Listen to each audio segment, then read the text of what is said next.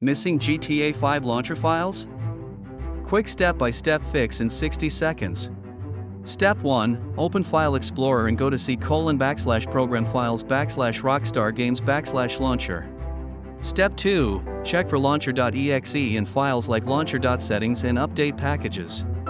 If files are missing, open the recycle bin or your backup folder and restore them now. If you have another install, copy launcher.exe from that PC or re-download the Rockstar launcher from the official site. I highlight the file path and mark missing files so you can follow along step by step. Step 4. Run launcher.exe as administrator to allow updates and proper permissions.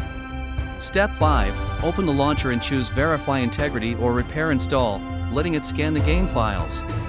Before and after verification, confirm the launcher opens and shows your account without error. Troubleshoot tip: temporarily disable antivirus and firewall, then retry the launcher to rule out interference. If problems persist, uninstall the Rockstar launcher, reinstall it fresh, then re-verify game files. That's it.